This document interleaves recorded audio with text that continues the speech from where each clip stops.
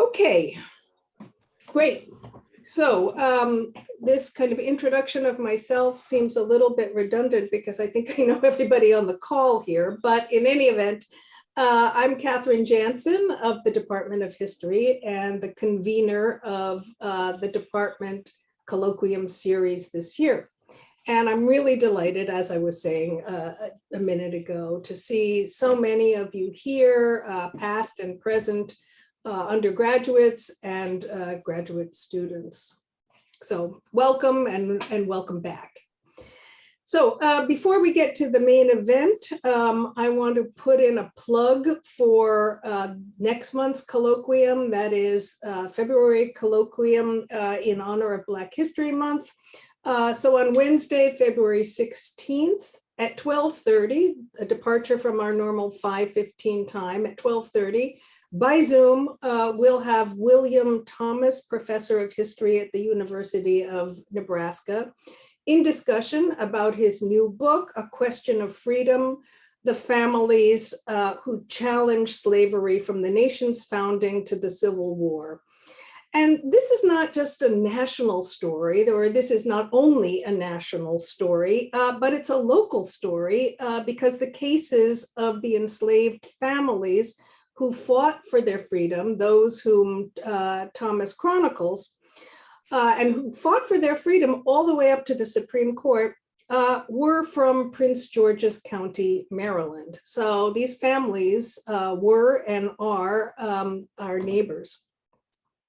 He'll be discussing the book with Adam Rothman of Georgetown, who is the author of Beyond Freedom's Reach, A Kidnapping in the Twilight of Slavery. Adam also served Georgetown's working group, Georgetown's working group on slavery, memory, and reconciliation. And he's the principal curator of the Georgetown Slavery Archive.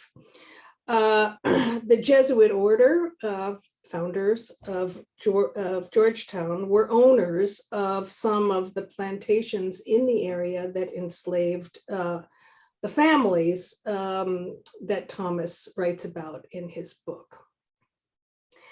But tonight we have something equally thought-provoking in store for you. We have a discussion of a new synthesis on the Middle Ages entitled The Bright Ages, sitting on Matt's bookshelf behind him on the left over there. The Bright Ages, a new history of medieval Europe. And we're fortunate to have both co-authors with us. So co-authors, just maybe raise your hand to distinguish yourselves from the group. All right. And before I introduce them both, I want to run through the ground rules for tonight's Zoom event. The authors will talk for about 15 minutes about the making of their book, what spurred it, who it intends to reach, its point of view, its arguments. And then I'll follow up their presentation with about 10-15 minutes of remarks. I then have a long list of questions, which I hope will stimulate discussion, but we don't have to begin with my questions. We can certainly begin with yours. So you, the audience, are free to put your questions in the chat as we go along, or when we stop for a breath, you can put up your hands and I will call on you. So let me then introduce our speakers. Matthew Gabriele is a historian and chair of the Department of Religion and Culture at Virginia Tech, where he's taught since 2006. He's the author of a number of books, including An Empire of Memory, The Legend of Charlemagne, the Franks, and Jerusalem Before the First Crusade. He's also co-edited a number of studies, including most recently, The Ghosts of the 19th Century and the Future of Medieval Studies with Cord Whitaker. Matt is also a public historian and has written widely in outlets such as the Washington Post on the use and abuse of medieval history, particularly by the far right. David Perry is also a medieval historian and taught at Dominican University. He's the author of Sacred Plunder, Venice and the Aftermath of the Fourth Crusade. These days, David is a journalist who covers politics, history, education, and disability rights. His pieces have appeared in the New York Times, the Atlantic, the Guardian, the Washington Post, Rolling Stone, among other places.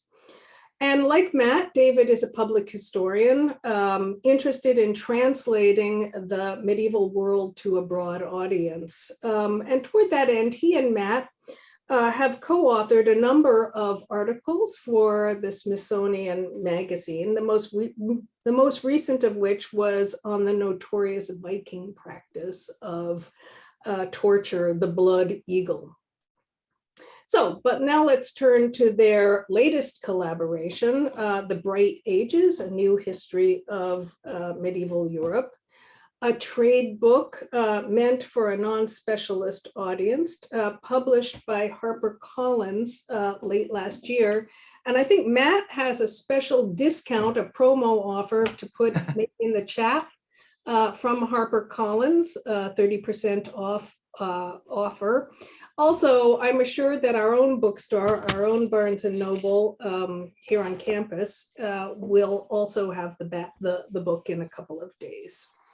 So Matt and David, why don't you take it from here, and then I'll come back when you're ready for me. Thanks so much. Sure.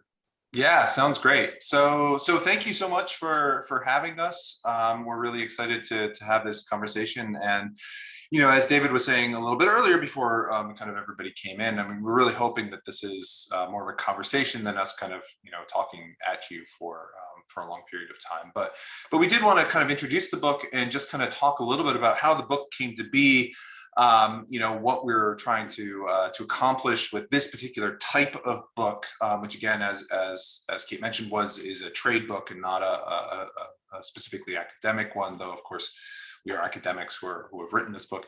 What it was like to write during a pandemic, and kind of what we hope to kind of have accomplished, or hope we've accomplished with the material we presented. So I'll start off and I'll talk a little bit about kind of how this book came to be. And it's a little bit of an anecdote, as all history articles and books I think have to start with an anecdote at the beginning of every chapter. So we'll start with one in this presentation too, right?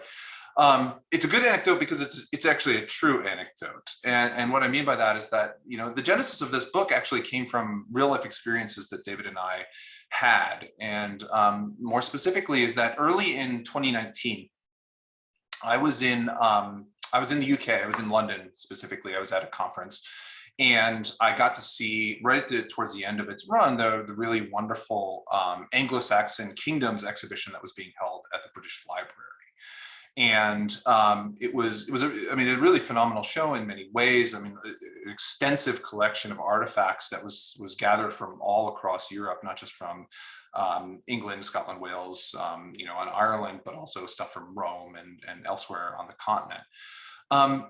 And then, as these exhibitions do, you know, they kind of lead you through the material, and you know, everything was gorgeous and brightly colored and vibrant and gold and you know, manuscripts with purple hues and things like that. And then they kind of shuffle you into the gift shop.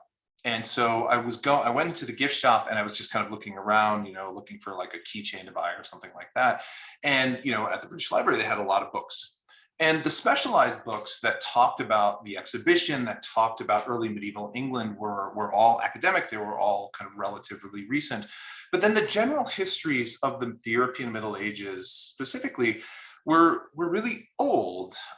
You know, there was things like William Manchester, there was stuff by, you know, Norman Cantor, and things of that nature. But more specifically is that the story that those general histories were telling were buying into this, you know, persistent myth of the Dark Ages, stuff that really didn't match the exhibition that was just on display, right? A vibrantly unknowable period that was mired in superstition, that was devoid of sources, that was filled with violence and outside of exhibitions of learning.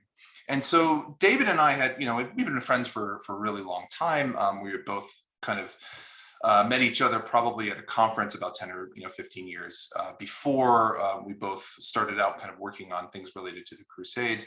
And we had talked a little bit about working on a project together. We had no idea kind of what it would be. But then standing in that bookshop, I remember very distinctly pulling out my phone, texting him and said, like, we should write a general history of the Middle Ages. And almost immediately, David must have been on his phone at that time. And he wrote back, we should call it the Bright Ages. And there it was. That's how we decided, the project that we wanted to do. And I'll talk a little bit more about kind of the process of putting that together, but I'll let David talk for a second here about the Bright Ages. That was a phrase that had been sitting in my mind for a long time. And those of us, I think, who are medievalists will all recognize really the power of this phrase, the Dark Ages, that casts a shadow or looms over us as medievalists.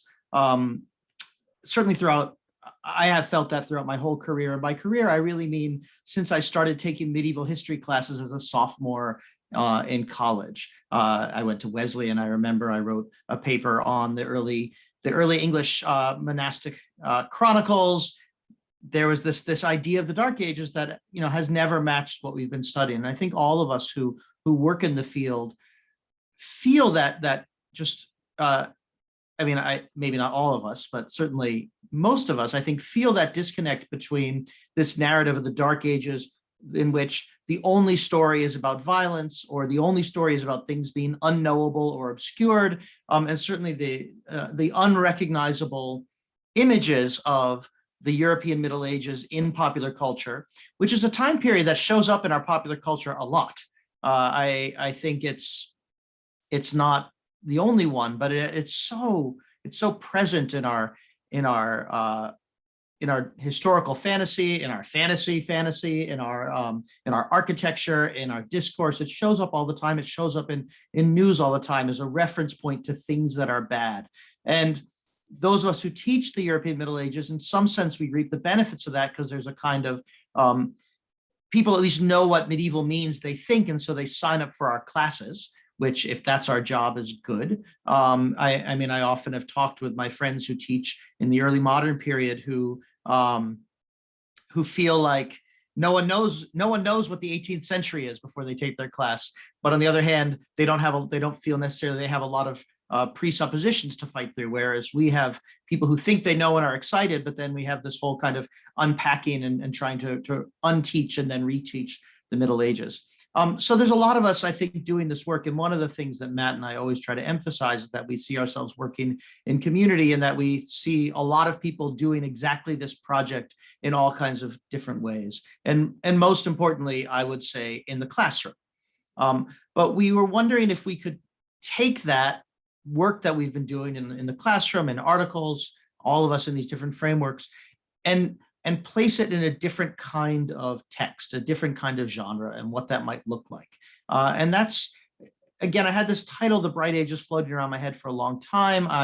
I'm a scholar of medieval Venice, and I've been thinking about it certainly since the first time I set foot in the Church of San Marco, which I hope you've all had a chance to go. And if you haven't, you should. I know it's kind of a cliched spot, but it's worth walking into. The whole thing is covered in gold, and it is a medieval church. And while some of the art is later, the whole thing is covered in gold. It blows your senses away for the first time you walk into it. But then also thinking about the work of Abbot Suger and the art historical commentary by Panofsky on Suger, which as a grad student was one of these things that, I just remember reading it as a grad student and thinking about these medieval ideas about light and beauty expressed so clearly and with such clearly to me, but also with clarity of vision behind the text. Anyway, brightness was on the mind. When Matt said this, that he had this, he wanted to write, we should write this book, we kind of immediately had an idea of what we wanted to do. We think that the narrative of the Dark Ages was a real problem and continues to be a real problem, and a problem for those of us who are in the business of teaching about the European Middle Ages, but a problem for historians more generally, a problem for those of us who aren't in the discipline of history but are working on teaching the past, that it's a problem that has lasted, that distorts our understanding of what happened, but then also the long-term consequences of what happened, the connections between the classical period and the European Middle Ages and into the early modern period and into the modern period, that it's an attempt to create a break, a 1,000-year break between one period and another, that just, I would say, isn't true, which isn't to say that there's not change. I always worry about people saying, aha, but there is this thing that changed. There are many things that changed, and I think we talk about that in the book, but that this attempt to just yank a period out of time has been done by different folks in different moments. The Renaissance use of the Dark Ages versus, we were just talking about the 19th century European sort of sense of the Dark Ages. There's a different agenda going on there. There are different purposes, different language, different worldviews, but it's still yanking this 1,000-year period out of time. And we're hoping to put it back in. Yeah, and I mean, picking up on that, I think it's important to emphasize too, is that the book is not recuperative, or it doesn't attempt to be recuperative of the Middle Ages. It's not saying that, because people have generally thought of this period as dark, that it's bathed in light, meaning kind of goodness or something like that. I mean, we're using the metaphor of brightness as shining a light on, so that to see the fullness of the period as well as one can. And we spent a lot of time thinking about kind of how did we want to structure it, what stories did we want to tell? Again, thinking about kind of a more general audience, something that our undergraduates that we teach would be able to pick up, but something like my dad might read, and he is reading me, and he's reading and he's texting me his thoughts on various chapters, and that's a real nice thing to hear every once in a while. But also that, we wouldn't be embarrassing in crowds like this, right? In that we're taking advantage of the most recent research that's being done on these various topics, and showing in the further reading section that we have in the book that there's a vast ocean of scholarship out there that this is an introduction to.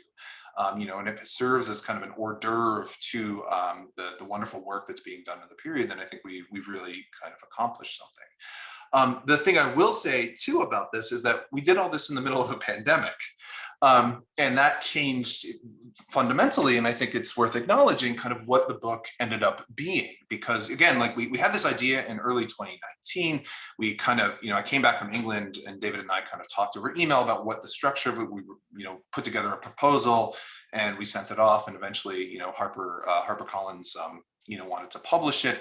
And then very early, I think, or was it very late in 2019 or very early in 2020, I gave a talk at the University of Minnesota. I flew up there, David and I got together. We went fishing because we enjoy fishing. We wrote a couple chapters while we were in between, going out on the lake we were at. And we thought, like, we'll just do this. We'll write, and then we'll get together, and we'll kind of trade, and we'll be able to talk about things and stuff like that. And then coronavirus, and everything shut down. And so we really had to fundamentally, without access, at least for 6 months, access to academic libraries, we had to communicate only kind of virtually, and share documents back and forth via Google Docs. And that really kind of changed again what it was. And one of the things that happened was that I think we thought we would each kind of write individual chapters, and then we would try to, smooth it out a little bit towards the end. And what ended up happening was, because we had to communicate and because we had to rely upon each other so much, is that the chapters very quickly became ours. And I hope that comes across, is that, David likes to say, and I'm going to steal his words right now because that's what we do nowadays, is that, there are certain sentences I think that I can recognize as David's, and there's certain sentences within there that I can recognize as mine, but most of them, like, I don't know where they came from.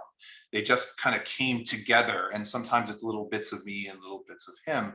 And co-writing, which was not a new experience for us, but we hadn't done a ton of kind of before, was a really wonderful generative experience in which we had to get to the point where, as stereotypically solitary humanistic scholars, we had to get to the point where we absolutely trusted the other person. And I don't know about any of you, but like, I'm a person who, like, I don't like to send anybody anything until it is totally done. And even then, that like terrifies me, like sending a journal article off or something like that. But now it's like, I would send David a first draft, David would send me a first draft, and we would just have to trust each other to make it better. And we got to the point where that was absolutely happening. And I don't think that would have happened kind of outside of the pandemic. And, I think that, again, that isolation and finding community where we were able to, both with colleagues outside, but also with each other, I think was incredibly important. And then I guess the last thing to jump in on, or just to also to note about the co-writing in this particular community of people we're talking to today, that's such so foreign to certainly my training as a historian in graduate school, or my practice as a historian, as a faculty member, and the process of writing an academic monograph and journal articles and chapters.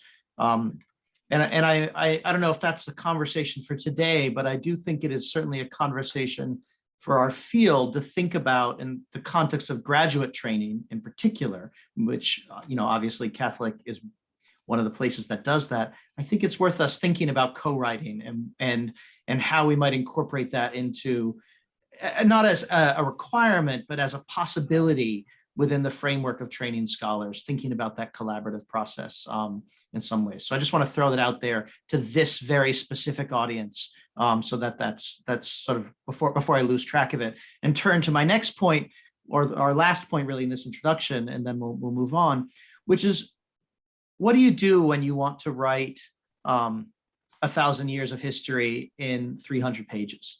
And that was one of the real challenges too, is to think about what does it mean to create a synthesis, not only of lots of scholarship and ideas out there that really inspire us and have taught us a lot, but also just there's so much stuff in this 1,000 years, right? There's just so many things that happen. We all face this in all of our work, but how do you go about it? One of the really important moments that honestly happened 5 or 6 times, at least in my head, over the course of the kind of 18 months that we were really writing most of the text, was to keep reminding ourselves that this was not a textbook. And this was not driven by the needs of creating a body of content that then could provide the narrative for the real work in the classroom. And at least for me, there are many wonderful textbooks on many topics, but including the history of medieval Europe. For me, the goal of the text, I use the textbook as a way to then get into the classroom and then have the conversations I want to have. That the textbook is not the thing itself, but is the foundation to do the thing itself. In this book, we hope that each chapter could, and I hope does, lead to further discussions and conversations and reading, but to some extent, the chapter has to do the work itself. The conversation that we would want to have around, to pick one topic, Louis IX. In a classroom, we hope we had that conversation, or we put that into the chapter on Louis IX, rather than it being the foundation for the thing. So I hope that makes sense in terms of how I kept thinking about what the work of each chapter is doing, as opposed to needing to narrate 1,000 years of history, which is of course impossible. It is not possible to narrate all of 1,000 years of history. And all of us who have ever put together any syllabus on anything know that. We know that deep in our bones. You always have to make these choices.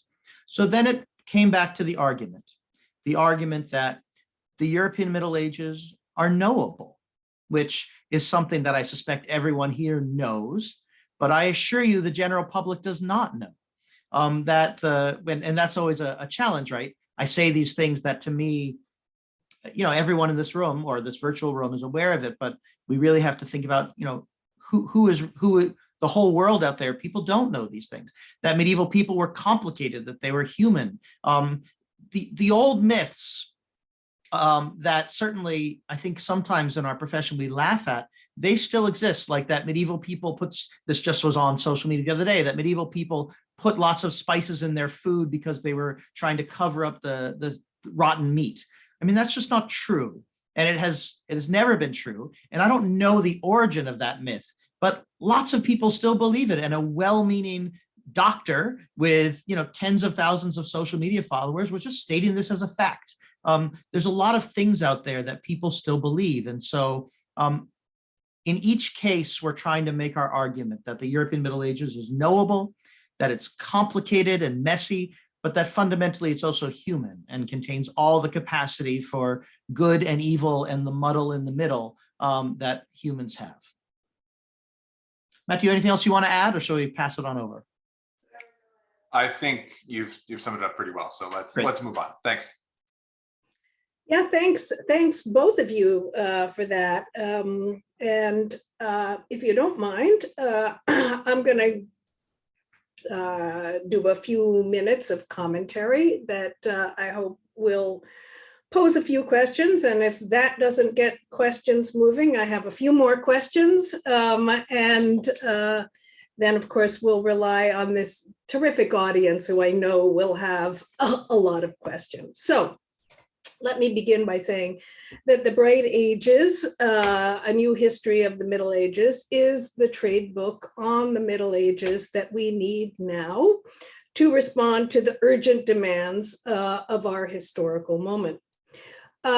Something that you two haven't mentioned, but I'll just dive right in and say that it admirably wades into the political arena to dismantle many of the stereotypes peddled about the Middle Ages by white supremacists on the far right.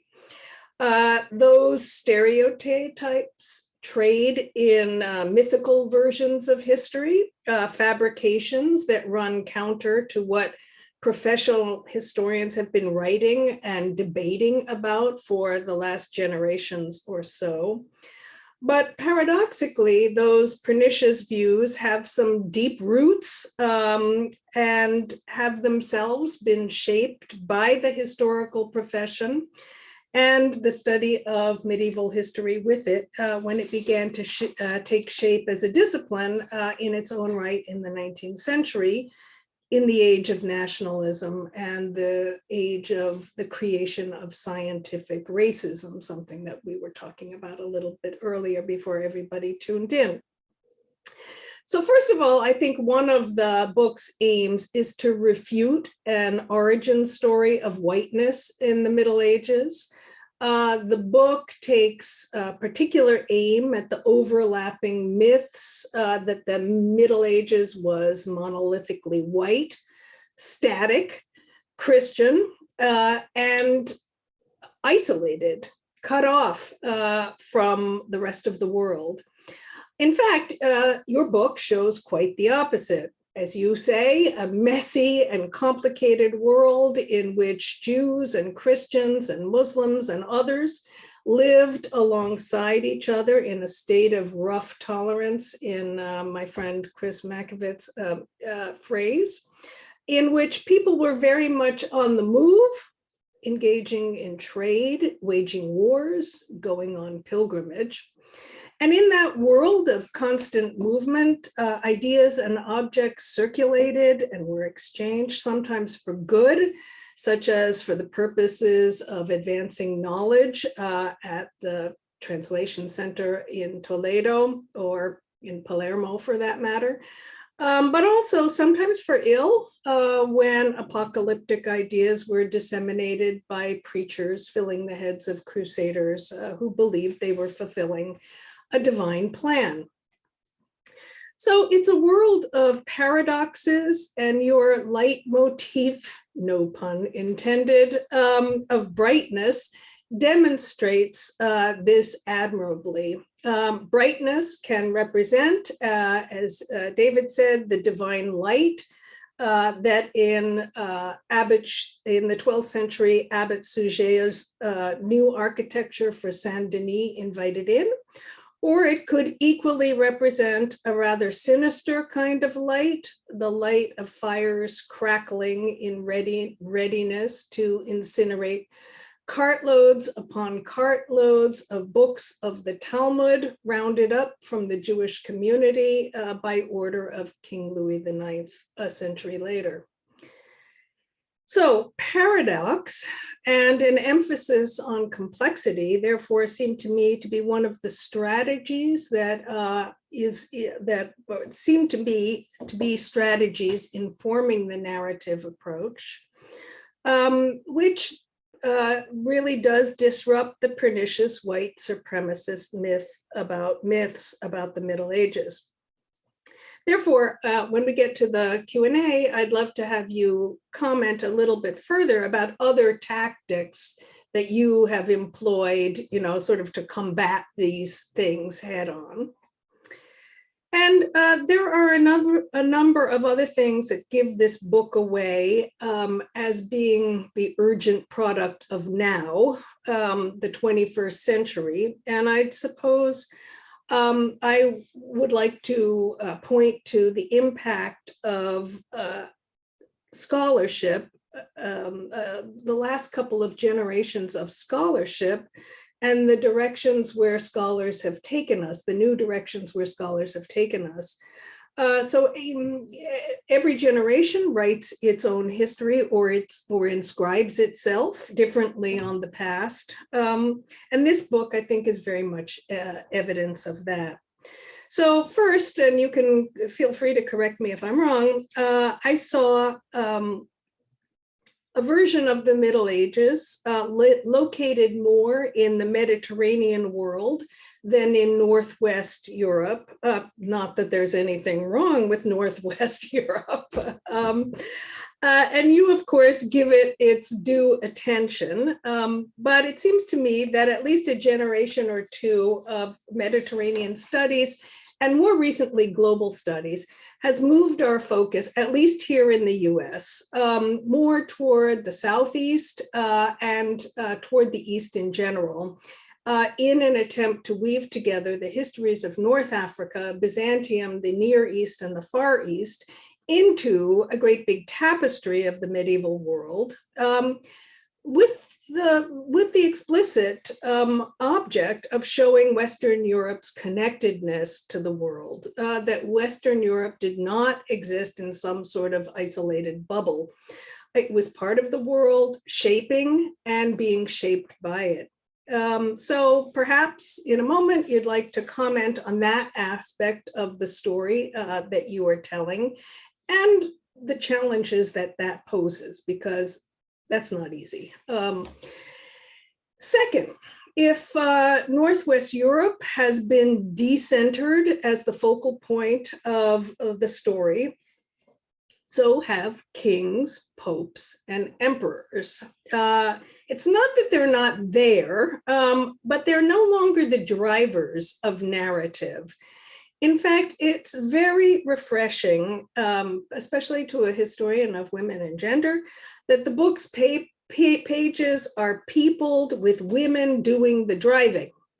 We begin with Galla Placidia in Ravenna, but we also have a catalog of women, starting with Theodora, Theodolinda, Radegund, Hilde, Marie de France, Eleanor of Aquitaine, Hildegard, an anonymous enslaved girl, all driving the narrative forward. And they're not just there as window dressing. Henry II makes only a brief appearance as the subject of Marie de France's satire and kind of an adjunct to Eleanor's biography. King John is barely mentioned. So this approach certainly owes a debt to a couple of generations of feminist scholars who have made great strides in writing women into the grand narrative of history and giving them agency. So I'd like to ask you how you thought about women as agents and how focusing on them changed the story that you wanted to tell.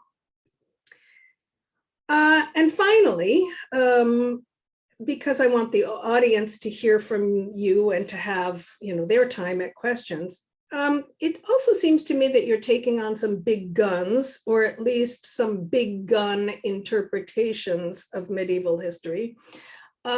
Indeed, you call out one famous historian of the Middle Ages, one of the founders of the profession in the United States, at least, Charles Homer Haskins.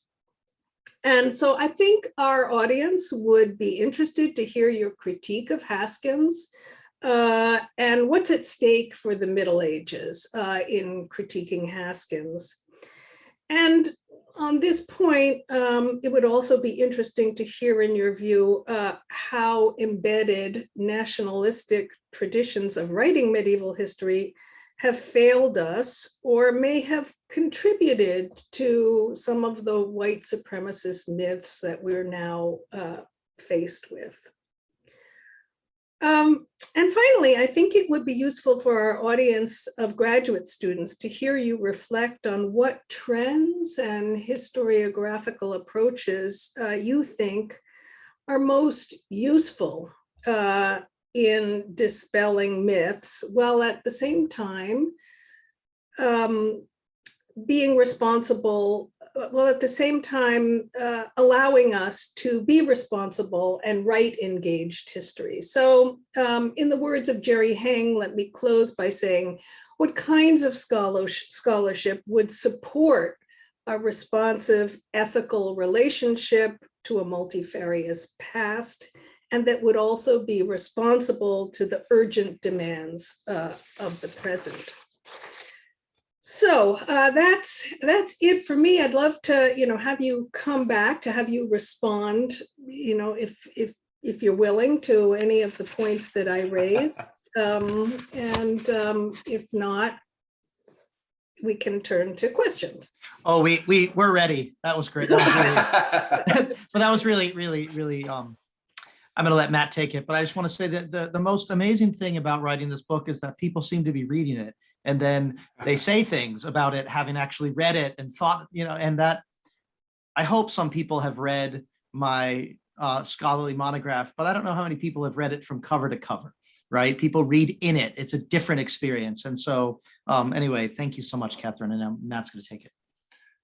Yeah, these are exceptionally generative questions, and thank you so much. So I think we're gonna kind of split these up. So and I've been taking notes, and if I missed anything, like please jump in. But I wanted to go back to one of the first things that you mentioned in your comments about kind of tactics. Is that we thought it was really important, and I mentioned this in my initial comments, is to situate ourselves, is the fact that we were writing in a global pandemic, in a moment in which democracy, at least in the United States, seemed to be in crisis. Like that was part of our experience, or at least kind of who we are. But that being said, I think that, the job of the historian kind of fundamentally, and this goes to your question about kind of tactics to disrupt these kind of pernicious myths about the medieval world, especially as they're mobilized by white supremacists. The task of any historian, I think, is to really say it's more complicated than that. Because I think that one of the problems that we oftentimes run into in which history is being deployed, or I should say the past, is being deployed in the political arena, is that they're trying to simplify things. And in fact, really necessarily oversimplify things to create what David and I like to call kind of a rainbow connection, in which you start at the present moment and you kind of hop on this magical rainbow, maybe riding a unicorn back to some past moment, and you just kind of skip over all the messy stuff that's in between, and all the reasons that past is historically and chronologically disconnected from the present moment. And so, one of the things that I think we tried to show is that although we begin, for example, and this is, spoiler alert, if you want to, plug your ears or something like that about the book, is we begin in Ravenna and we end in Ravenna. And we move across 1,000 years. It's like a lot has happened in between now and then. And although we stay with this metaphor of brightness, you cannot in any real way draw a direct line from Galla Placidia, in the 4th century to Dante Alighieri in the 14th century, Galla Placidia in the 5th century to Dante Alighieri in the 14th century, right? Without talking about how you get from one thing to another and how the world has fundamentally changed, even if we're talking about two people standing in perhaps literally the same building, right? Within the broad scope of the Middle Ages. And so I think, as we try to show kind of throughout, is again, that messiness is indeed a consistent tactic that we're deploying, because I think, again, not only is that disruptive to these myths, at least for David and I, it's the stuff that made us fascinated by this period. It's the stuff I remember sitting in my first undergraduate class as a uncommitted, no major undergraduate. And the fact that history was more than kind of a collection of dates in a trench coat was something that really got me excited about studying the past. That the past was knowable, that it was curious, that there were sources, and they didn't want to tell me the things I really wanted to know. And if we can bring that out and show how exciting that study of the medieval period, the European Middle Ages, can be, then I think that we've really tried to accomplish something. And doing so and showing that, that path towards knowledge creation is something that historians generally do, and medievalists especially are doing with this period, I think is incredibly important, and both to creating kind of the world that we live in today, but also to understanding the past in a better way, right? We're not trying to in showing this this complicated messiness that Louis IX was a saint who provided charity for the people of Paris around him, but at the same time, as you said, like burned cartons of Talmuds, persecuted heretics, went on crusade, killed people. Like that was part of who he was, like all of those things, and you can't ignore any of that if you want to have a real conversation about what's happening in the European Middle Ages. Then I'm going to pick up from there. You, I think, accurately noticed that we are dragging our central focus into the Mediterranean. I am a Mediterraneanist. That is definitely my academic home, although I would not have said that in my early years of grad school, in part because I started working with Barbara Hannawalt on medieval London, and then I was working on Venice, but I would have said I'm a historian of the Crusades or historian of Venice. And there was really a shift in my time as a professor with the rise of Mediterranean studies as a more clearly defined and funded field. And what I mean by funded is that particularly around the initiative of Brian Catlos and Sharon Kinoshita, with lots of different meetings and conferences and places where we could all go and sit, which I miss, in a room and talk about the Mediterranean. And then, of course, the Horden and Holden, the Corrupting Sea book, that was, again, kind of I remember reading it. I was going to a conference in Italy on the Mediterranean, and I read it across the Atlantic instead of sleeping, which it may just show how nerdy I am, but it is who I am, and here we are. We're all among friends here and historians. But I mean, there's been this moment, and this kind of gets towards the trends question too, although we'll come back to that. But there has been a way in which Mediterranean studies has pushed those of us who are Europeanists to think more fully about the connections between Europe and the broader world as a routine and regular kind of thing, not just in the context of the Crusades or in the spice trade or other kinds of high profile interactions, but as a normal thing. And so that's been very, I mean, that's something to think about a lot. And what that leads us to is things like, we don't get to keep Iberia out of the story of the European Middle Ages because it's there and part of Europe the whole time. And we don't get to, that we have to think really intentionally about the connections across the Mediterranean, although that's very challenging because, in fact, the whole history of the Islamic world that's stretching across this huge territory is not the history we're telling, and is not a history we're particularly qualified to tell, certainly stretching into Central Asia or South, the Indian Ocean. But it's there and it's part of the world. And so the word that we ended up fixing on, and we use all the time in the book and also in our conversations about it, is this word permeable. And for me anyway, that word came directly out of my work as a scholar in Mediterranean studies, both in terms of what I wrote and spoke about, but really more what I read and the talks I listened to, the places at the big conferences that the sessions I gravitated towards, to think about this word permeable, that you can study a place And you can write the history of that place without feeling like you have to write the history of every other place, because you have to make decisions. But to be aware that these things are not sealed off, but that they're permeable, and to think about how things, in what ways are places permeable, with what effects, and what are the reciprocal relationships in terms of networks, or what are the vectors of change. I'm very interested in this word vectors in my scholarship on Venice. And that got us a long way. And not only does it get us a long way in terms of thinking about the Mediterranean, but it gets us a long way when we're thinking about back to Northwestern Europe. And we mentioned this in the book. The example that I always go to is the work of my friend Kathleen Kennedy, who's currently at Bristol, on coconuts in late medieval England. That medieval England is very far away from anywhere that has coconuts, but there are coconuts that are there, and they have a meaning. And there are parrots, and there's ginger, so that there's a Mediterranean history of England. And again, this is just me leaning on scholarship from a friend of mine in grad school whose work I really like, and there are lots of other examples as well. So that once you start thinking about permeability, it's not just that you're focused on the Mediterranean, but that you're following objects and peoples and ideas as they move across different networks. And that's been really so I think that was very much part of our decision making and focus, which then led us to the choices we made.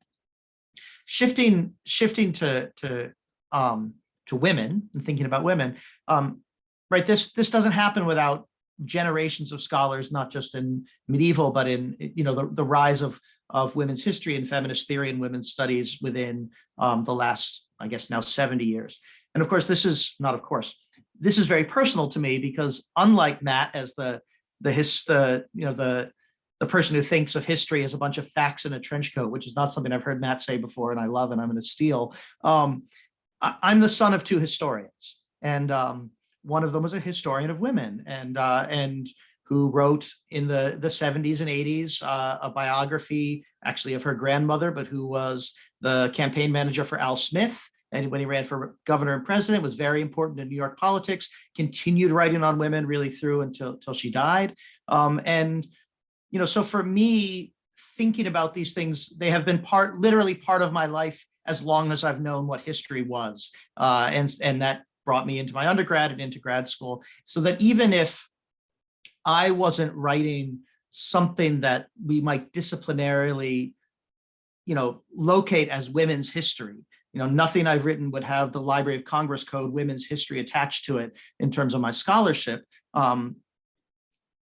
It's still always been part of my frame of analysis, and I did go to study with Barbara Hannawalt, as I mentioned, right? So these things have been part, and it's just one of many ways, but perhaps the most visible way in which decades of scholarship shape the synthesis we do. And it's also, I think, a sign of why we have to do this on again and again, because if we can just take Norman Cantor, who was also, interestingly enough, published by HarperCollins.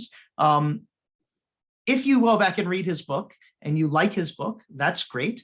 But we have learned a lot of things about the Middle Ages since he wrote that book in the 60s. And also, he said a lot of really sexist things about history. Like he said them. You can go read them. They're not a secret. And I don't want that frame to be the medieval history that carries into the 21st century.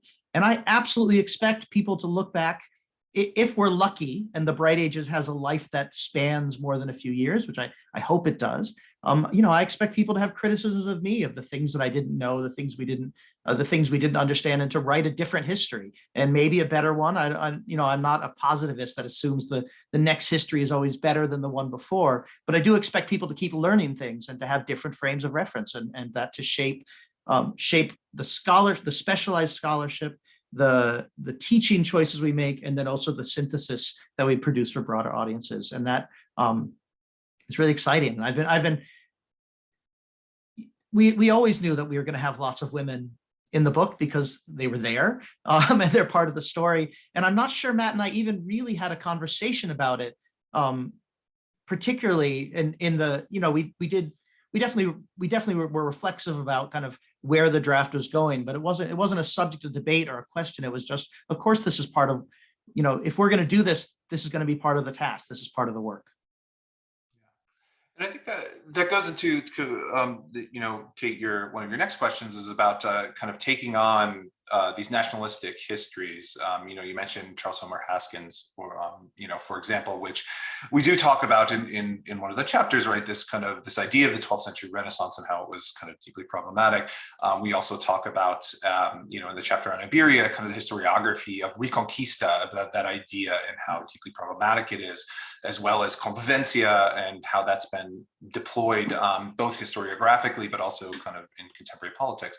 And I think that's as David was saying, is that was always part of the story for us. Is the story of the Middle Ages is never just about, and probably true about most historical periods, right? But especially the Middle Ages, the European Middle Ages, is it's the story of that particular past is not one just about the past. It's about how we've told that story about the past, because histories about medieval Europe have been embedded in nationalistic histories that have created both, literally nation states, but also, colonial enterprises abroad, right? Keith Baker, a historian of the French Revolution, has written, I remember reading this in graduate school, and it's really kind of shaped me, about how histories about Charlemagne and about the Council of the Franks were influential in discussing in the very early days of in the very last days of the French monarchy, in the very early days of the French Republic in the 18th century, how, people like Michelet created this idea of the terrors of the year 1000, the apocalyptic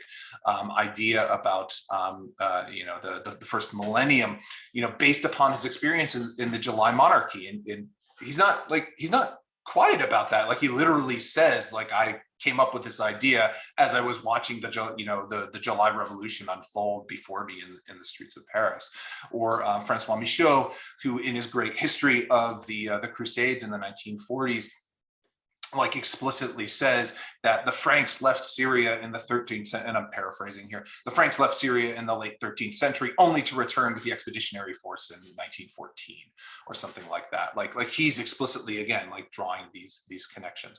And so those things, those things kind of color our understanding of the past. This isn't to say, again, that, we're trying to kind of throw out kind of all past scholarship or something like that. But I think it's very important, as we're trying to get at the past, in order to try to dig through those opaque layers of historiography that have kind of that do and continue to stand between us. Most importantly, and this gets back to kind of something that David was just talking about with the inclusion of women, is the assumptions that we make about what stories need to be told about that past, right? Because if you're telling a nationalistic history, you're going to focus on kings, right? You're going to talk about kind of the formation of the nation state, because you're going into the past looking for yourself, right? Like, you want to get to, how do we get to France? So you look back about political formations around Paris, because that's kind of what you were looking for. And I think that, oftentimes those kind of questions that were very animating and were important in, the 19th, early 20th century are unwittingly, replicated. Charles Homer Haskins, he worked, with Woodrow Wilson at the Paris Peace Conference. So his idea of what a nation state was tremendously important for how he wrote about the past. So of course, political history was terribly important. But, as we talk about, and I think we try to make explicit in various moments, is that if we just shift the frame a little bit, it reveals a different story about what's happening.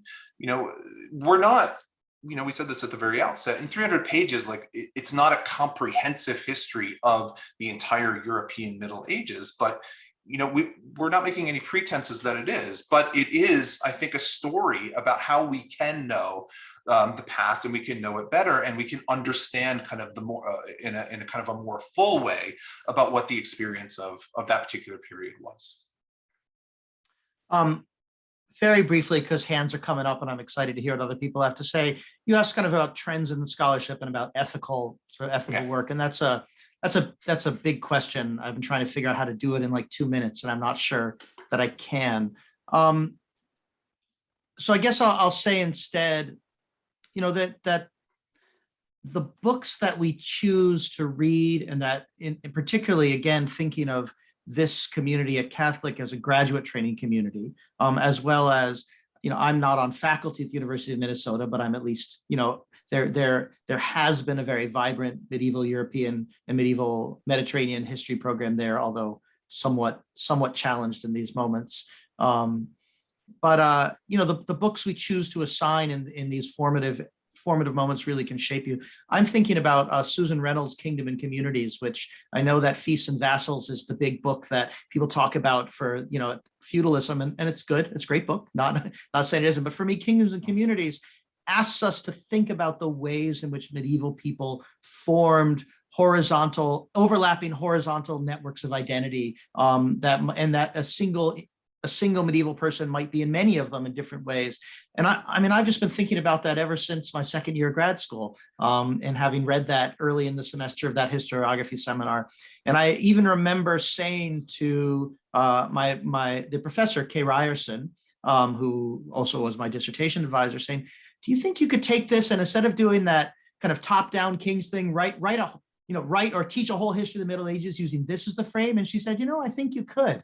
And I'm not saying that's what the Bright Ages is, but I'm definitely saying that was on my mind as Matt and I were discussing and thinking about how to tell a different set of stories. And so, I mean, I think that the kinds of things that are going to grow out of this moment in medieval studies, the work being produced, pushing us to reframe things, read sources differently, locate new sources, make different connections. Absolutely. It's hard for me to know kind of where that's going to take us in 20 years, because as a profession, we don't move quickly, and I'm really glad about that. But we do move.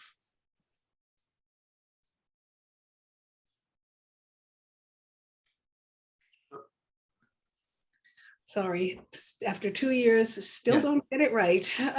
Okay, I'm going to, I see hands, they're in the left corner of my screen. And so I'm just going to move from left to right. And so that's Michael Kimmage was the first hand that I saw. So I'm an Americanist in this conversation, and therefore guilty until proven innocent in terms of knowledge in every respect. But I'll sort of venture forth with a question. It seems to me historiographically that medieval history has done a great job of integrating, sort of Islam and that East over the last, 10, 20, 30 years, and maybe a less good job of integrating, what we think of now as Eastern Europe into the discourse. And so I wanted to ask about that, especially in light of what you were just saying a moment ago about nationalism and the instrumentalization of medieval history, because there's nowhere in Europe, I think, where this is really as acute or perhaps as acutely dangerous as between Russia and Ukraine, both of whom, of course, claim lineage going back to Kiev and Rus and are making all kinds of nationalist assumptions. I'm sure most of them, sort of wildly inaccurate on the basis of this stretch of medieval history. So my question is, first of all, whether that's included in your overall narrative, and if you have a chance to sort of weigh in on, a lot of the craziness that's out there, not or 21st century craziness, but in the terms that you were discussing a moment ago about using history to moderate the inaccuracies of the nationalist impulse. Yeah, thank you. That's it's unfortunately not in there as much as we would have liked. And in fact, a very fair, a really lovely, but really fair review of the book that just came out in The Guardian by Peter Frankopan, who's at Oxford, pointed this out. And he's absolutely right, is that, we had to make decisions. And although the Kievan Rus, we do talk about it, quite extensively, actually, in our chapter, which is kind of the Viking chapter, for lack of a better term. It's not woven in there as much as we would like, and because it is something that we are certainly aware of, especially as we're having we were discussing within the book relationships with Byzantium, and we tried to integrate that. I mean, Kiev and Rus is absolutely there. The Dukes of Poland are tremendously important, the kings of Hungary and things like that. And this is not something that we're unaware of. David, working on medieval Venice, certainly knows about kind of Venetian relationships over there. One of my first academic articles, in fact, I think my first academic article was on the Emperor Otto III, around the year 1000, and his relationship with the Dukes of Poland at the time as well, especially the Christianization, I should say, of Poland. But again, I think that as Kate pointed out, and David was kind of answering, is that as our attention kind of gravitated towards the Mediterranean, there's not a lot of England, and there's not a lot of kind of Northeast or kind of Central Europe, and we recognize that, and it was just something that kind of happened. I think that if we were to expand the book, that's certainly a direction I think that we would want to go to. But it's not there. We admit the oversight. Yeah. And I got to say, I'm very,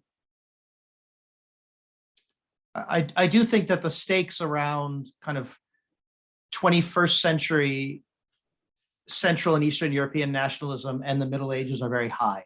And it's not something that I've seen as much focus or writing about, including, and that I haven't done as much, that I think is a real area that we have to engage.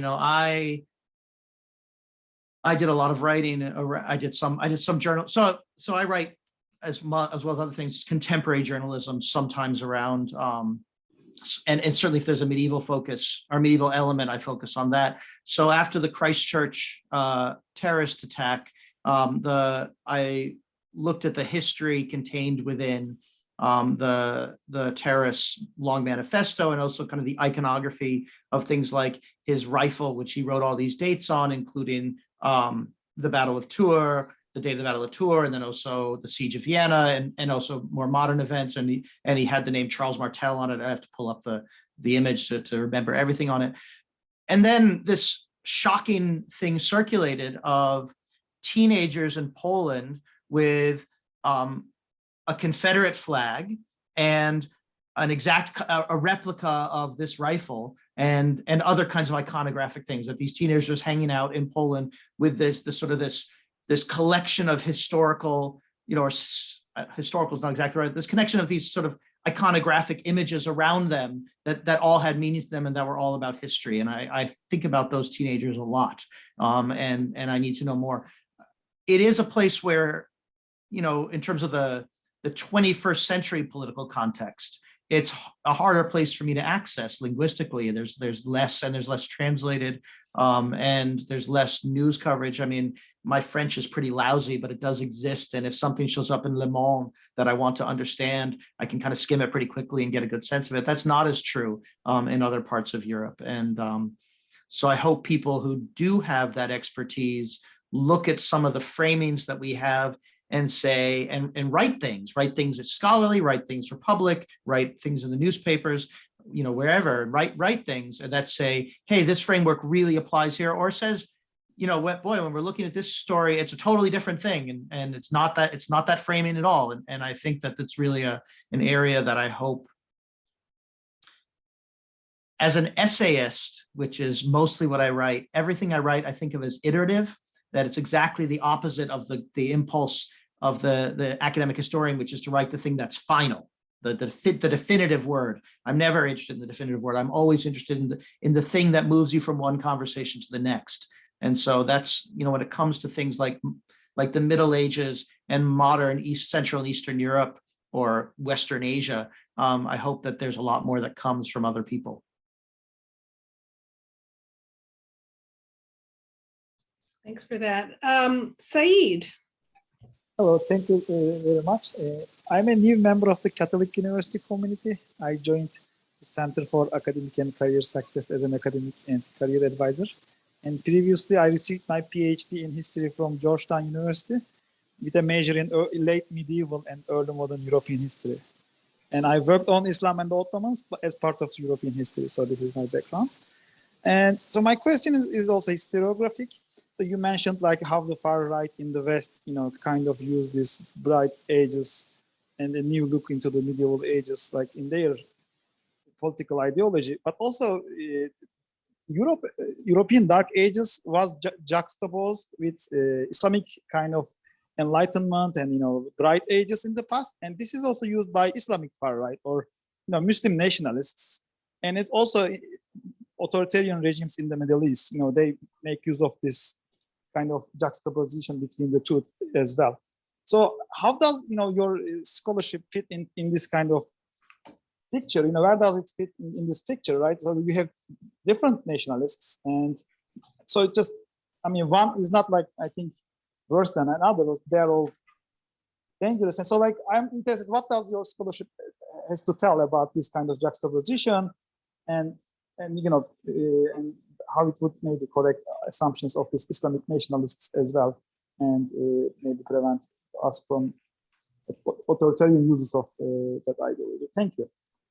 Yeah, I think that's a great question. I will say that to start with, I am as skeptical of golden ages as I am of dark ages, and that so that's my very short answer is that we should engage golden ages with exactly as much force and criticism and skepticism and complexity, and looking for humanity. And if we need to add a little bit of positive humanity to the dark ages, we need to maybe add a little bit of the other side to a golden age and try to come up with human ages. And that isn't to say that there aren't moments in human history in which more people are happier, or more people have more access to food, or there's more or less political stability, or certainly there are moments in which the conditions lead to greater works of art, literature, and science. Although, as my friend Ada Palmer at Chicago, who's a Renaissance historian, points out, it's not the Italian Renaissance, because that was, that was terrible. No, you living in 15th century Italy would be terrible.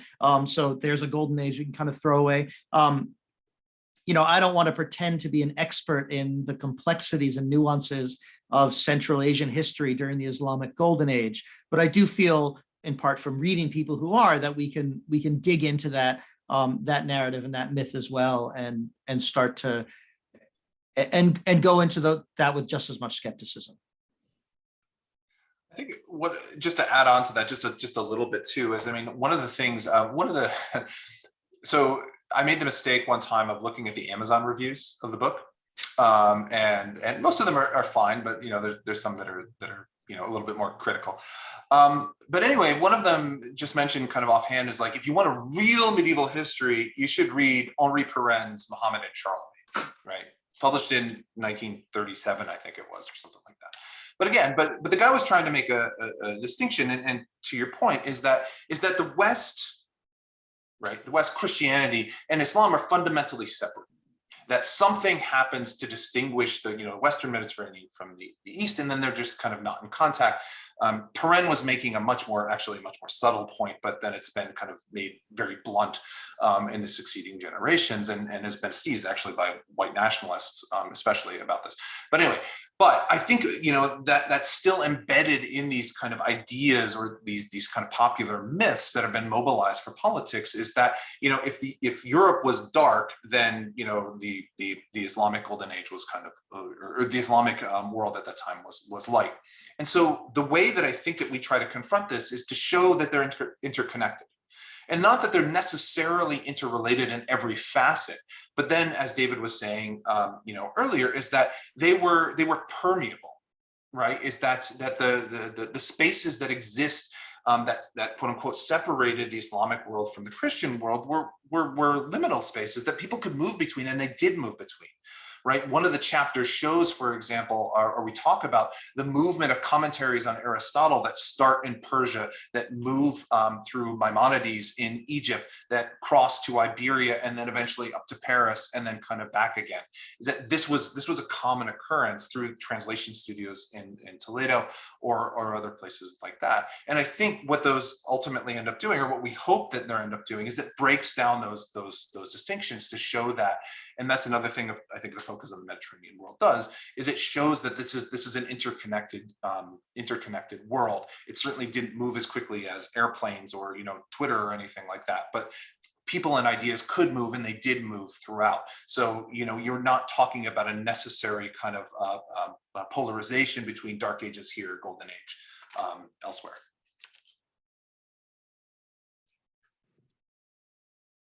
Thanks so much. Michael put, I think, a suggestion for an article on Eastern Europe in the chat for your second edition, I suppose. Arpad. Yes, my second book was a study of the cult of Saint Stephen of Hungary. And I compared the historiography in the 19th century also with Germany and Italy. And when Matt said the nationalists were looking at the history of the kings, I thought I had to add that I found that the most radical nationalists didn't like the kings because they were aliens. They were not part of the race. So very often they would look at exactly the enemies of the kings, more the popular uprisings against kings. They were the real racial models for later. But that's just a comment. I have a question that's related to the title of your book. Of course, there's this cliche of the Dark Ages, but I read also something that is a little bit less cliche written about the Dark Ages, the early medieval period, especially the transition between the fall of the Roman Empire and the beginning of the medieval era. It was called also the Dark Ages because there were no documents. And it's also this period where we don't really know much what happened because, of course, the Roman Empire had a lot of documents. And then we have this period where the lights go out because not much has been written and documents are missing. Is that still the case? And do you talk about that?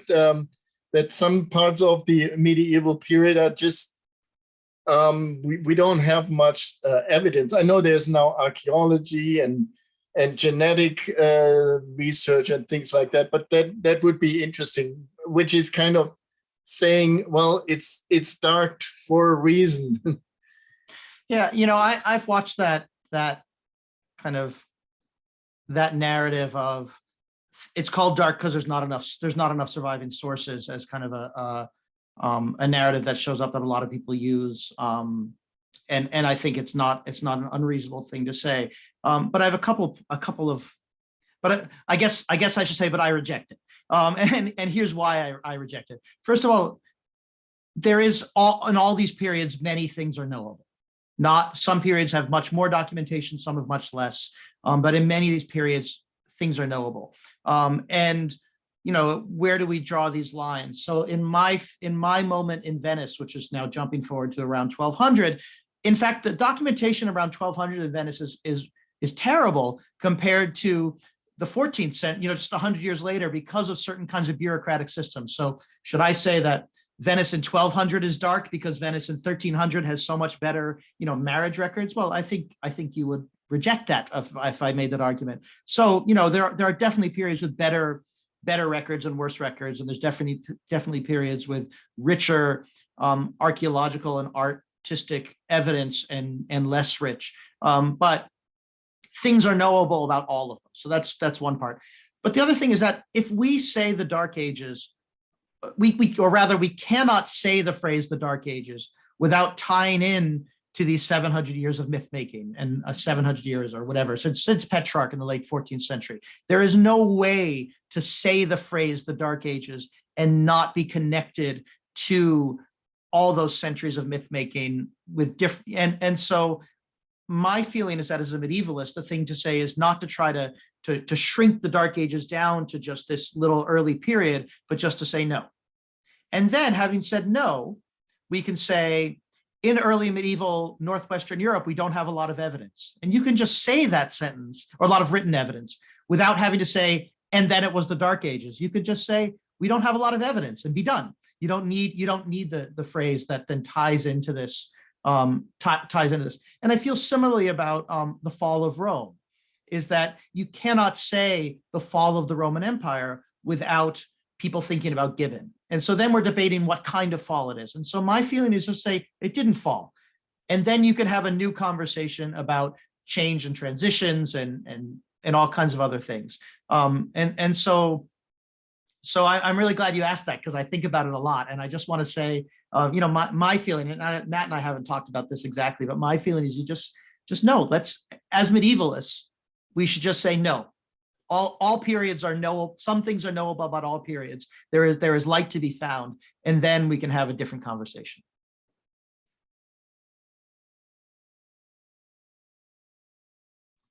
Thanks. I see Amos with a hand up. I do indeed have one up. My question is, you've sort of related the way the book has come about in sort of as a counter narrative to all sorts of other things you see in depictions of the Middle Ages.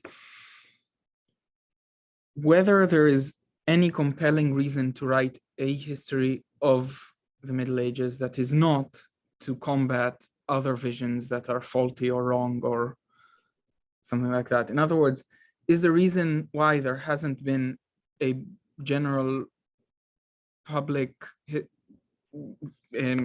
popular history of the Middle Ages for so long is because there shouldn't be, or there needn't be, or because it's too long a period really to cover adequately, and the only reason for there to write one is just to combat other narratives?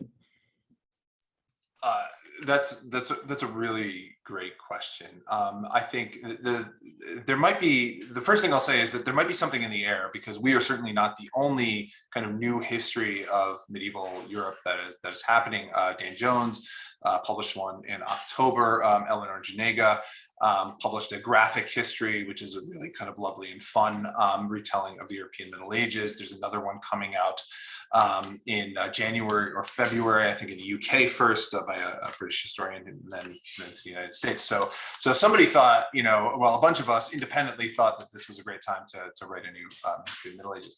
As far as kind of writing a positive history about the period, and by that I don't mean like everything was kind of great in the period, but just about that there's a story to tell here. I think that's actually what we're trying to do. I think that the spur, the counter narrative that inspired our desire to write something doesn't negate from the fact that there's a coherent way, I think, to talk about this particular period as it exists both in the popular imagination, but then as a kind of coherent thing in and of itself. And what I mean by that is that within historiography, right, is that we all have, living here in 2022, kind of understand what medieval Europe kind of is.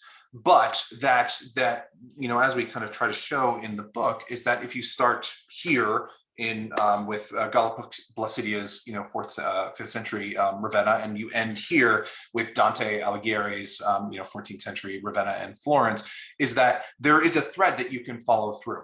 And it's a story that unites these disparate places, that moves from southeastern Scotland, for example, to Baghdad, across North Africa, to Jerusalem, Ravenna, Paris, Aachen, and places in Iberia and places like that. So I think that there is a way to talk about that story, which is fundamentally important to how we think about both ourselves today, but also to the past itself. That's embedded there within all of these news histories that are coming out, and not just ours. Okay, I see my colleague Jennifer Davis with a hand up, and I want to thank her especially for being here because she is on sabbatical. Yes, but this is a book that will help me when I am no longer on sabbatical. So yes. So I wanted to see if the two of you would be willing to talk a little bit about the work that you're doing in the dismantling of nationalist narratives. Because it strikes me that there are two aspects of this that, while related, are quite distinct, in the sense of unpacking some of the historiography, the Charles Homer Haskins, the Norman Cantor, the misogyny, the Eurocentrism, et cetera, is one task. But the task of sort of pushing back against the far right appropriation of the Middle Ages, against people in Charlottesville with Crusader symbols, is not unrelated, but it is also not the same. And I'd like to hear you reflect a little bit about those two different aspects. And I think the other side of the coin of my question then is that this is a book that has more than one audience. It's a teaching tool, and I'm excited to use it when I do the survey and whenever Kate's on leave in 2 years, or when Kate's in Rome. But it's also a book for, Matt's dad.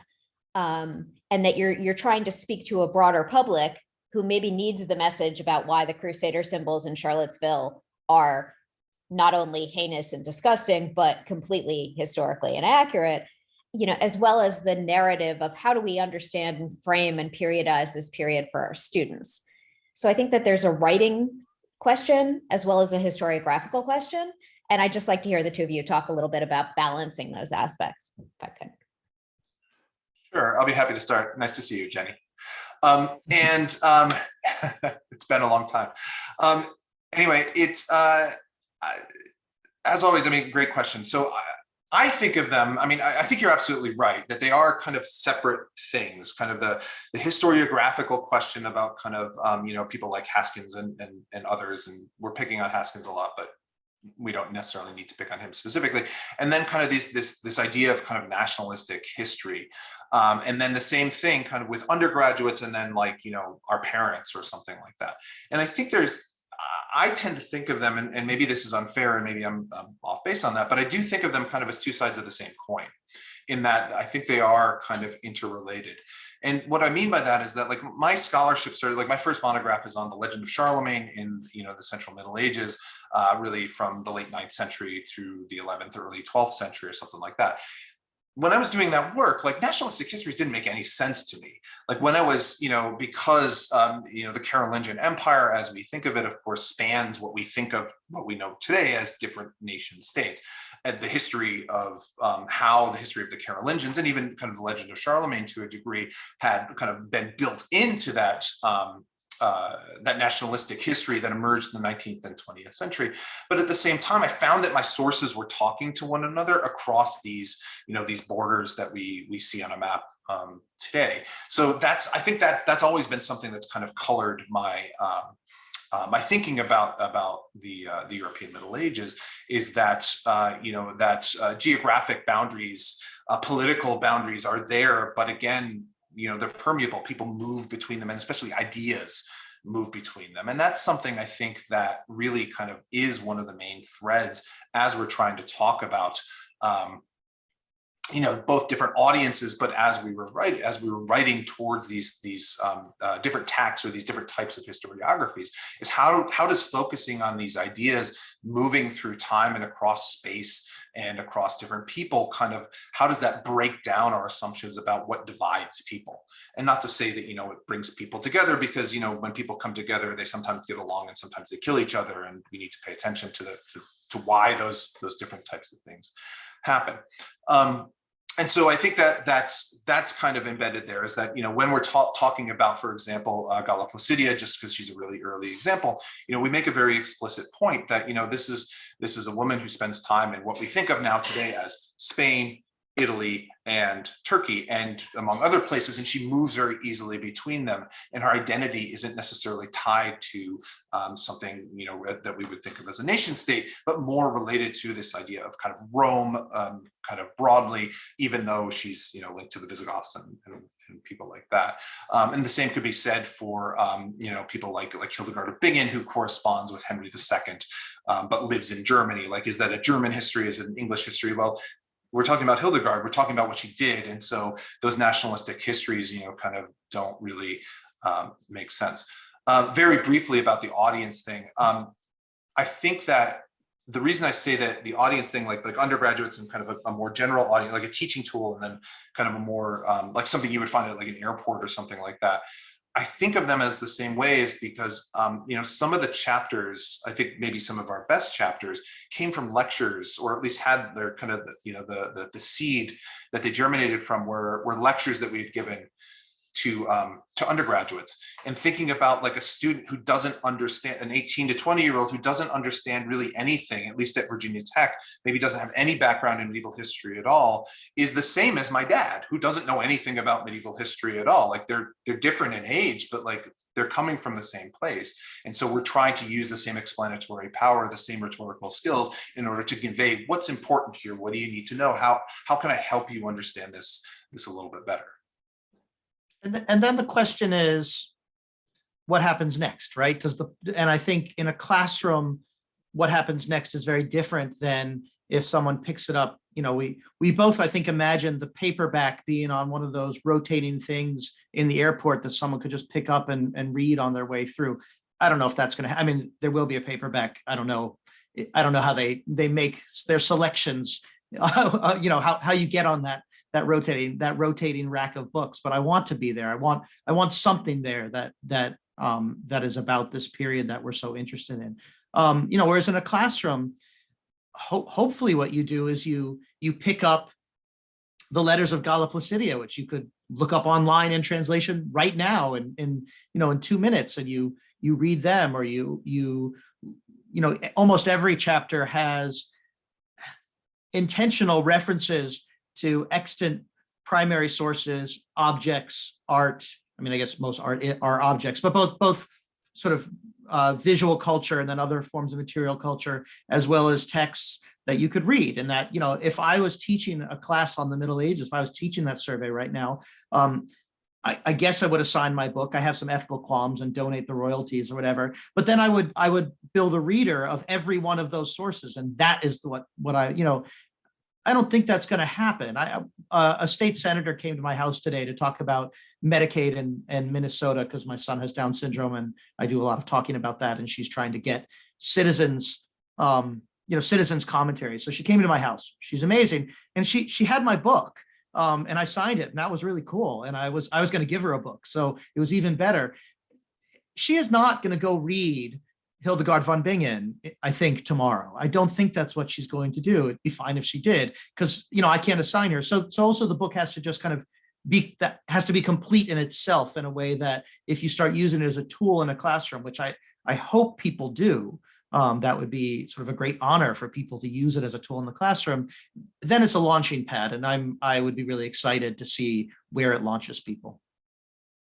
I should tell you, speaking of local politics, that I have to absolutely leave in 3 minutes. I've been appointed to the library board for Ramsey County, which is St. Paul, Minnesota. This is my first meeting as a trustee of the libraries, and I'm really gung-ho about that. So, but we're co-authors, so we get to be in 2 places at the same time. So you don't have to rush out, but I'm going to have to leave real soon. All right. Well, just in case we don't get a chance to thank you before you leave, David, thank you so much for Thank you. talking, and illuminating us about your book.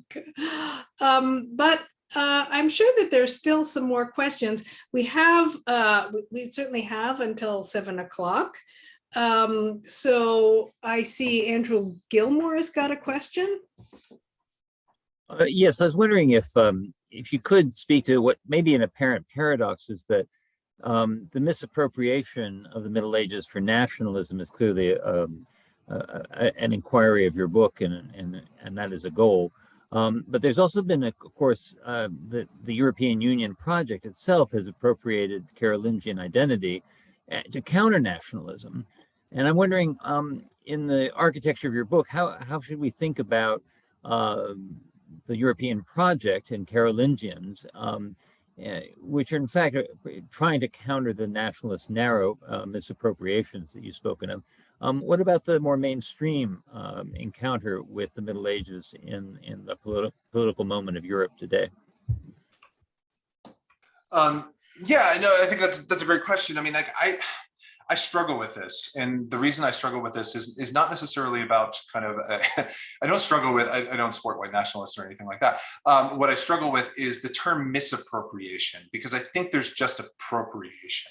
And what I mean by that is that, when people are pulling something from 1,000 years ago, regardless of kind of what it is, into the present moment, again, without kind of talking about the historical project that entails and the necessary evolution of the way that we understand the past in the intervening years, like that's appropriation. Like they're trying to sell something. The EU is trying to sell a coherent vision of Europe that breaks down nationalistic borders, which makes perfect sense. Like, right, it came out of the aftermath of World War II, right? The Charlemagne Prize is instituted, etc. Right? And I think it was in the early 60s or something like that.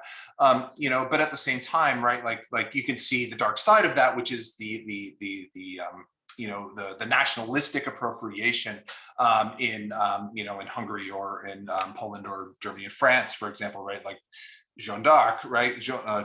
Well, I don't know why I just slipped into a French accent. I apologize about that. Joan of Arc. Sorry, it's been a long day.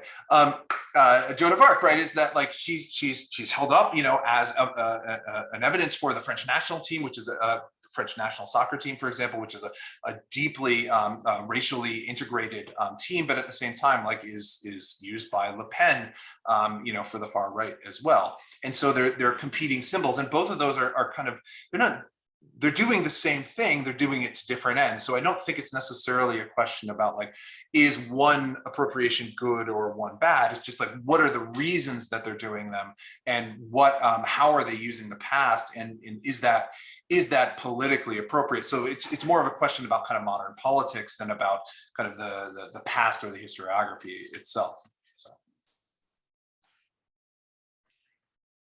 Thanks, Matt. I see Michaela Bailey's got a question. Hi, thank you so much. Oh gosh. I think my dog. It's fine. We're all living in this full world now. It's just fine. Go ahead. I live in a studio, so I can't like hide from her. It's just fine. Anyway, so I guess you talked a little bit about your audience already, which I thought was really interesting. And one of my minor fields, to give context, is digital public history. And so I thought it was really fascinating that kind of the inspiration for your project started at a museum exhibit. And that's kind of really like the forward moving goal, is to give like broader exposure to a public audience. And I was wondering more specifically about, like what other, I guess, kind of outlets beyond that exhibit you see this like attaching itself to? Because I'm speaking like my dad asks me all the time for recommendations for things. He's really into Hitler documentaries. I got him that History Hit TV subscription for Christmas a couple years ago because he's just really into documentaries. And I had a hairdresser a few years ago. Every time I would go to see her, she would ask me really detailed questions about history, because a lot of her clients were part of the university history faculty. And so she just had like this rotating group of grad students and historians that she would pelt with questions, because she would watch TV shows like The Tudors and movies, and then she would watch all these documentaries about them, and she would find all the inconsistencies in the narratives and ask questions about that. And so that's a lot of background for me to just ask, I guess, like, how do you see this fitting in that kind of package of like, if I hand this to my dad and he reads it and he's interested and he wants to like take it somewhere, like, I guess, what kind of like follow-up discussions do you see, I guess, happening in that realm of media?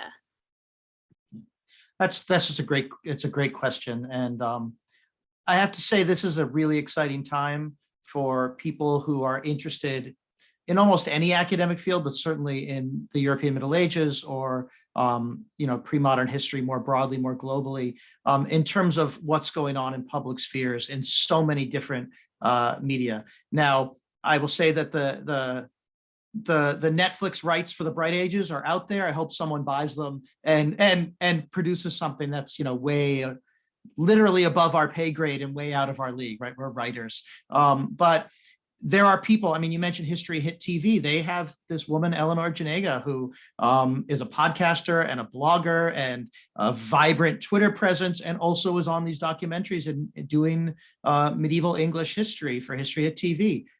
It's great. It's fantastic. There are so many wonderful podcasts, both focused on the European Middle Ages, but also, again, more broadly.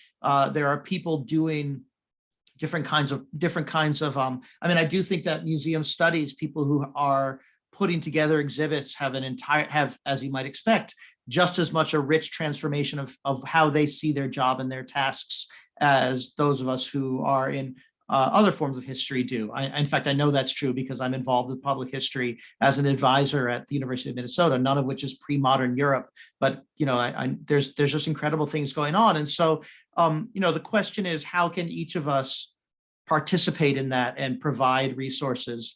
and then link to others. But it's an amazing moment. It is a moment in which it is so much easier to find these things. But of course, it's also a moment in which it's easier to find misinformation and deception and lies and conspiracy theories. And, you know, there are a lot of horrible YouTube videos about on the Middle Ages. And if you start watching even pretty good documentaries of the Middle Ages of YouTube, the algorithm will eventually send you to white supremacist sites. And the first tier of white supremacist sites do not conveniently say, "Hi, we're white supremacists," right? That's not how misinformation works. And so there really is an obligation, I think, on all of us in whatever aspect of the field we are, to find ways to do work that reaches outwards. But the most important is always going to be what we get to do in the classroom. And that's still, you know, I talk about public writing a lot. I do workshops on public writing. I'm a big believer in this kind of public work, but I always want to say the most important public work that most of us get to do, if we're lucky, is in that classroom. But also at the dinner table, or, you know, when we're talking to our dads. It was amazing, because the book came out just before Christmas, to see people saying, "I gave this to my 15-year-old son," or "I gave this to my 90-year-old mom." And I figure if we're spanning the range from the 15-year-old son to 90-year-old mom, that's pretty good. That's pretty good. And so I hope that continues. Yeah. And now I'm going to head out and talk to the library, but I'm going to leave you in Matt's capable hands. And thank you so much. This was really, really just an amazing event. Thanks, everyone. Thanks, David. I'll just jump in here for a second, because it was actually, I'm really glad you asked that question. I was at the AHA conference in New Orleans just a couple of weeks ago. And so one of the things that I spoke about there, I was on a roundtable about kind of popular conceptions about the Middle Ages. And as I was kind of looking it up, I was thinking about talking about YouTube specifically, and how, you know, YouTube videos, and again, like, it is really troubling the amount of the stuff that's on YouTube. There's not a lot of really good scholarly content on there. But I stumbled across, I'm going to try to share my screen. I think it will work here. Is that I stumbled across this chart here, which was from the American Historical Association commissioned a national survey about basically how people got their history. And this is what they came up with. And I circled the stuff that we as academics do. And you can see, like, it's way at the bottom, and it's mostly video. Like, it's mostly videos, it's documentaries, fictional films, which is a little bit troubling, you know, news and stuff like that. Even, you know, religious documents are much, much lower than the video stuff. So I think that, you know, you were asking about kind of where do we see this going? Like, you know, David was joking about Netflix, and I certainly wouldn't turn down, you know, a large, you know, offer from Netflix to develop something. But I think the future is in video, you know, for historians. And this is something that I'm, you know, even in my department is thinking about ways that we can produce content, even for just, you know, a little YouTube channel, so that people can find them about, so that there's good stuff out there that people can find to explain some of these things. And I think that, you know, for something like the Bright Ages, or for any sort of historical content, is that we really do need to think about the ways that we can produce this stuff. Another thing is TikTok, I will say, is another guy on the panel with me is a history talker. I didn't know that was a thing, but because I'm old, but like, that's a thing. Like, he's had videos that have had hundreds of thousands of views. Like, that's amazing. Like, that's way beyond any sort of, you know, contact that any academic monograph or academic article could ever even dream of. So. What did you call it? A history talker? No, what did you call it? He's on History Talk. History Talk. Okay. Yeah.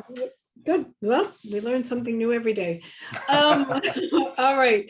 Are there any more questions for Matt? We certainly have put them through their paces, that's for sure. But I do want to, you know, we do have time for one more question, if there is one more question. All right, then I'm going to take the opportunity, since there are a few more minutes. Norman Cantor came up a few times in this conversation, and I was wondering about what sort of and I can't at this point remember whether it was you or David. Maybe it was David. It was David talking about how some of Cantor's sort of insulting insults in that book. But I'd also be interested to hear about. They're not. I mean, you have mentioned that there are a couple of books out there recently, or at least one book out there recently, which is trying to be a synthetic history of the Middle Ages. But frankly, Norman Cantor's book has reigned supreme since the 1960s as the popular work on medieval history. He always used to say it put his kids through college. And so I'm just wondering, the only other book that I could think about that was sort of in that category, but it wasn't a big synthesis. It wasn't a synthesis of 1,000 years of history, was Barbara Tuchman's A Distant Mirror, which was a big popular history that, a big bestseller. So I guess I'm wondering if there were books that you were sort of trying to write against, or any other books other than, say, Cantor, or did you think about Barbara Tuchman? Were there other books out there that, captured a popular imagination at one time? Yeah. So the other big one that I think David and I experienced, because it was published a little bit later, was William Manchester's A World Lit Only by Fire. Oh, right, that one. Yeah, and that one was hugely popular. I think it was one of the first books that I ever got, because it was at my local, Walden Books, I think was the name of the place in the mall, when I got that. So we were thinking about that, and again, and I think, you can see in kind of the metaphors that we use. We talk about brightness. We talk about fire consumes as it illuminates. I mean, that's something that we're playing with a little bit, with the Manchester. I think this goes back to an earlier question about that I think it was Amos had about kind of, is there a positive way to think about it? So if it's okay, I'm gonna flip your question. Instead of thinking about kind of books that we wrote against, as books that we were writing towards, is that I think that one of the really magnificent things that we've seen with historians and history kind of being in the public conversation, at least in the last 5 or 10 years, in ways that I hadn't seen kind of in the past, is there's been a lot of really just phenomenal scholarship out there that people have latched onto, that have been kind of exceptional bestsellers. I'm thinking, for example, of Mary Beard's work, SBQR, in the pre-modern world, but what is it?